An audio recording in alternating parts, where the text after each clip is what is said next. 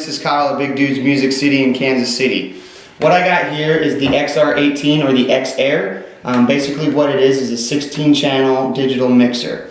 Now in the middle over here, what you have is 16 combo jacks for line and mic level. Also you have the high Z on the first two channels if you'd like to use that as well.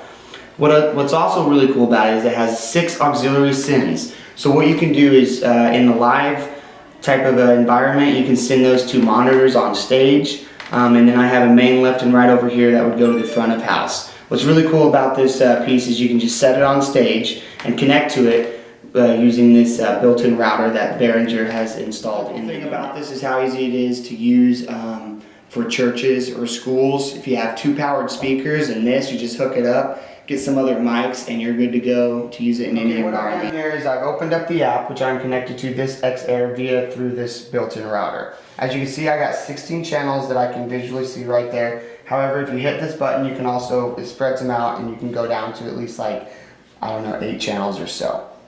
You can scan through if you need to view all the rest as well. What I'm going to do is I'm going to go back to the 16 channels so I can just show you kind of how it all works there. These are the faders that you can use to go up and down for your volume levels. By selecting a channel, you can go to your input and here's your gain for that mic if you'd like to. It also has a link button, so you can link up to stereo, left and right, 2 channels. The only channels that will link is 1 and 2, 3 and 4, 5 and 6, and so on. And you can't link 2 separate channels. Now the cool thing about that though is if you wanted to, if you go to your setup here, you can actually edit your window here, and so you can take channels and you can move them over to whatever side you'd like to. Also, you can group them together by setting them on top, and then it automatically links them, and then you can use basically a bus send down to like a group if you'd like. And then the easy reset button also. Naming channels is super easy as well. You just click on input 1, you can change the color, so it's very visual and you can identify it easier that way, and then you just name it. So say drum. And there it is right there, it's labeled drum.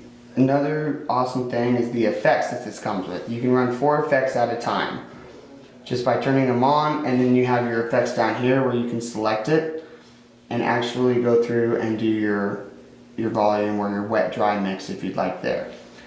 What I thought was really cool about this unit is that it comes with a bunch of effects.